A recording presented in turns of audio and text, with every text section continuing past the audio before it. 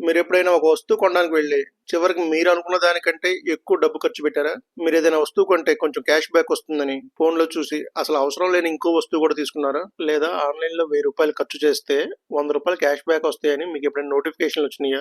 అసలు ఈ మ్యాటర్ని అర్థం చేసుకోవడానికి మనం ఒకసారి కస్టమర్ వైపు నుంచి కాదు, ఈ ఆఫర్లని డిజైన్ చేసే వాళ్ళు ఉంటారు కదా, వాళ్ళ దగ్గర కథ బిగినెడదాం. ఈ కథలోకి వెళ్లే ముందు ఇంకా మన ఛానల్ ఎవరైనా సబ్స్క్రైబ్ చేసుకోకపోతే ఇప్పుడే చేసుకోండి. డబ్బులకు సంబంధించిన ఇలాంటి ఆసక్తికరమైన కథల కోసం మన ఛానల్ ఫాలో అవ్వండి. ఇప్పుడు కథలోకి వెళ్ళిపోదాం. రాత్రిపూట 11 అవుతుంది. అదొక కార్పొరేట్ ఆఫీస్. నైట్ షిఫ్ట్ నడుస్తూ ఉంది. షిఫ్ట్ లో ఉన్న వాళ్ళందరూ వాళ్ళ వాళ్ళ పనులు చేసుకుంటున్నారు. కానీ చివరున్న మీటింగ్ రూమ్ లో మాత్రం హర్ష, అర్జున్ ఇద్దరు ఉన్నారు. హర్ష ఆ కంపెనీ మేనేజర్, అర్జున్ ఆ కంపెనీలో కొత్తగా జాయిన్ అయిన ఎంప్లాయీ. వీళ్ళిద్దరూ కలిసి రేపు పొద్దున్నే విడుదల చేయబోయే కొత్త క్యాష్ బ్యాక్ ఆఫర్ గురించి డిస్కషన్ చేస్తున్నారు అనమాట. కొత్త ఎంప్లాయీ అయిన అర్జున్ వాళ్ళ బాస్ అయిన హర్షతో ఇలా మాట్లాడుతున్నాడు. సార్, ఇది ఒక నార్మల్ ఆఫరే కదా, లీగల్ టీమ్ ఆల్రెడీ చూసింది, డిజైన్ సిద్ధంగా ఉంది, రేపు పొద్దున ఆటోమేటిక్ గా ఆన్లైన్ లోకి వెళ్ళిపోతుంది. మరి చివరి నిమిషంలో మనం దీని గురించి ఏం డిస్కస్ చేయాలి సార్ అని అడిగాడు. హర్ష మాత్రం ఆఫర్ ని పక్కన పెట్టి స్క్రీన్ మీద ఇంకో విజువల్ ని చూపించాడు. ఆ స్క్రీన్ లో ఒక కస్టమర్ యొక్క పర్చేసింగ్ డీటెయిల్స్ ఉన్నాయి. ప్రతి కంపెనీ వాళ్ళ కస్టమర్ డీటెయిల్స్ ని ట్రాక్ చేస్తూనే ఉంటుందన్నమాట.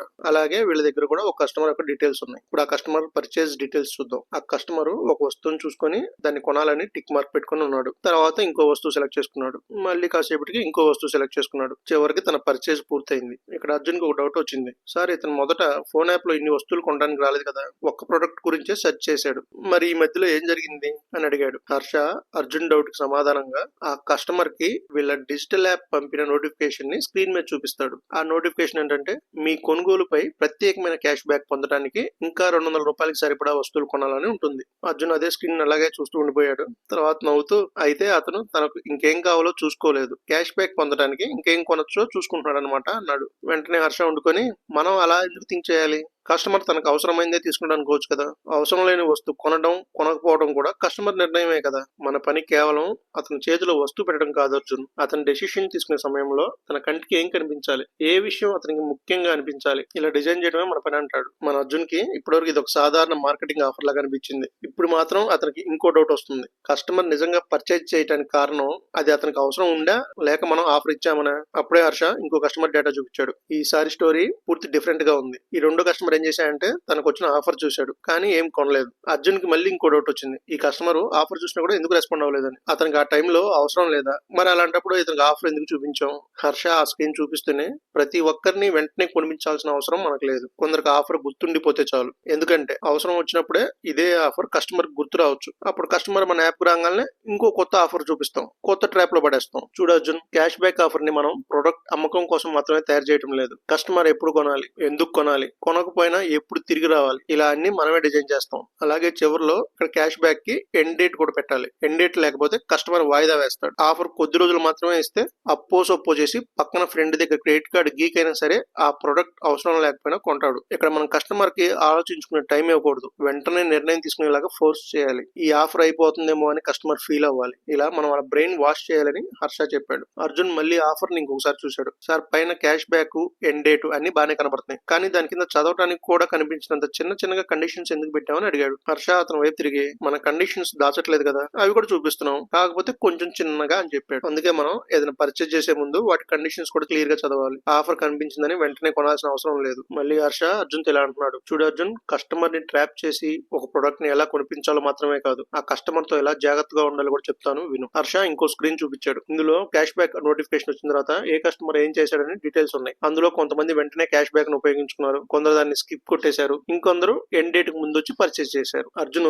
ఆ వివరాలన్నీ చూస్తూ, ఒకసారి క్యాష్ బ్యాక్ ఇచ్చిన తర్వాత కూడా ఈ కథ పూర్తి అవటం లేదు కదా సార్ అన్నాడు. హర్ష ఉండుకొని, లేదు అర్జున్, అసలు కథ ఇక్కడి నుంచే మొదలవుతుందని చెప్పాడు. అది ఎలా అంటే, మనం వాళ్ళకి ఆఫర్ ఇచ్చి ఒక ప్రొడక్ట్ వాళ్ళకి అవసరం ఉన్నా లేకపోయినా కొనిపిస్తున్నాం. వాళ్ళు అది కొన్న వెంటనే వాళ్ళకి రివార్డ్ కింద చిన్న కూపన్ లాంటిది ఏదైనా ఇస్తున్నాం. ఆ కూపన్ లో ఏమని మెన్షన్ చేస్తాం, మీరు ఒక ₹500 ఖర్చు పెడితే ఒక ₹50 డిస్కౌంట్ ఇస్తామని చెప్తాం. వాళ్ళు ఆ ₹50 కోసం మళ్ళీ వచ్చి ఈ 500 ఖర్చు పెడతారనమాట. కానీ అది ప్రతి ఆఫర్ లో తప్పనిసరిగా జరుగుతుందని కాదు. అందుకే మనం కస్టమర్ ప్రవర్తనని గమనిస్తాం, వాళ్ళతో జాగ్రత్తగా ఉండాలి. రిపీటెడ్ కస్టమర్స్ కి మనం కూడా రిపీటెడ్ గా కూపన్స్ సర్వ్ చేస్తూ ఉండాలి. అవసరం ఉన్నా లేకపోయినా వాళ్ళకి మళ్ళీ రిపీటెడ్ గా డిస్కౌంట్ ప్రొడక్ట్స్ చూపిస్తూ ఉండాలి. అర్జున్ కి ఇంకో విషయం గుర్తొచ్చింది. సార్, ఒకవేళ కస్టమర్ క్రెడిట్ కార్డుతో ఈ కొనుగోలు చేస్తే క్యాష్ బ్యాక్ కోసం ఎక్కువ ఖర్చు చేసి తర్వాత వాళ్ళు క్రెడిట్ కార్డు బిల్లు కట్టుకోలేకపోతే అని అడిగాడు. హర్ష కొద్దిసేపు సైలెంట్ అయ్యి అర్జున్ వైపు చూశాడు. చూడు అర్జున్, కస్టమర్ ఎలా కొంటాడు, ఎలా చేస్తాడు అనేది మనకు అనవసరం. మనం వాళ్ళతో ఒక ప్రొడక్ట్ ని వాళ్ళకి అవసరం ఉన్నా లేకపోయినా వాళ్ళతో కొనిపించి సేల్స్ పెంచుకోవడమే మన టార్గెట్ అని చెప్పాడు. ఇదంతా విన్న అర్జున్ తన మనసులో ఇలా అనుకుంటున్నాడు, అంటే క్యాష్ బ్యాక్ చూసి నాకు లాభం వచ్చింది అనుకోవడం తప్పు. మనం ఎంత ఖర్చు పెట్టాం,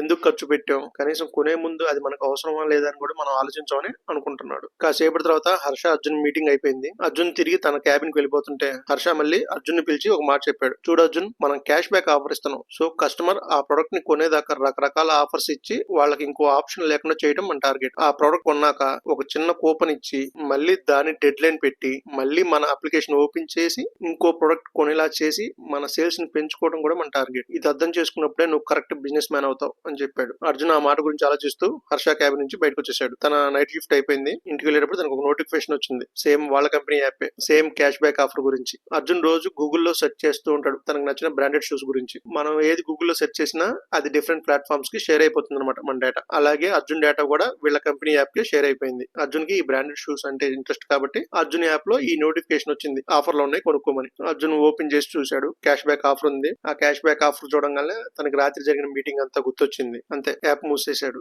ఎందుకంటే ఇప్పుడు అర్జున్ ఒక విషయం అర్థమైంది, తన బ్రాండెడ్ షూస్ కొనుక్కోవాలా లేదన్నది డిసైడ్ అవ్వకముందే కంపెనీ ఇచ్చిన ఆఫర్ తన బ్రెయిన్ ని కొనుక్కోమని ఫోర్స్ చేస్తుంది. ఇదంతా తెలిసిన అర్జున్ ఆ యాప్ క్లోజ్ చేసి ఫోన్ జేబులో పెట్టేసుకున్నాడు. తర్వాత రోజు ఆఫీస్కి వెళ్ళగానే మళ్ళీ అర్జున్ అండ్ హర్ష క్యాంటీన్ లో కలిశారు. అప్పుడు అర్జున్ ఉండుకొని, సార్ రాత్రి మన యాప్ లో నాకు కూడా ఒక ఆఫర్ వచ్చింది సార్ అని చెప్పాడు. అది విన్న హర్ష అర్జున్ వైపు చూసి, మరి కొనేసావా, కూపన్ రివార్డ్ వచ్చిందా అని అడిగాడు. అర్జున్ ఉండి, లేదు సార్ ఇంకా కొనలేదు, ఎందుకంటే చివరి నిమిషంలో నాకు క్వశ్చన్ గుర్తొచ్చింది. అదేంటంటే ఈ ఆఫర్ నాకు రాకపోయి ఉంటే నేను ఈ రోజు బ్రాండెడ్ షూస్ కొనేవాడినా లేదా. హర్ష ఒకసారిగా అర్జున్ వైపు చూశాడు. అర్జున్ లేచి తన క్యాబిన్ దగ్గరికి తను వెళ్ళిపోయాడు. ఆ రోజు నుంచి అర్జున్ క్యాష్ బ్యాక్ ఆఫర్ చూసిన ప్రతిసారి మొదటి రివార్డ్ ఎంత వస్తుందో చూడలేదు, ముందుగా తనని తానే ఒక ప్రశ్న వేసుకోవడం స్టార్ట్ చేశాడు. ఈ ఆఫర్ లేకపోయినా ఇది నేను కొనుక్కోగలనా లేదా అని. ఎందుకంటే క్యాష్ బ్యాక్ తప్పు కాదు. ఎలాగో మనం వస్తువు కొనాలనుకోండి, దానిపై ఆఫర్ ఉన్నా లేకపోయినా మనం కొంటాం. కానీ ఒక ఆఫర్ చూసిన తర్వాతే మనకి ఏదో ఒకటి కావాలనిపిస్తుంది అనుకోండి, అక్కడ ఒక్కసారి ఆగి ఆలోచించడం మంచిది. ఎందుకంటే క్యాష్ బ్యాక్ లో ఏదో రూపాయి 10 రూపాయలు వెనక్కి వస్తుందని తిరిగి చూసి మనం సంతోషిస్తాం. కానీ అసలు ప్రశ్న, కానీ ఆ డబ్బు తిరిగి రావాల్సిన అవసరం మనకి ఎందుకు వచ్చింది?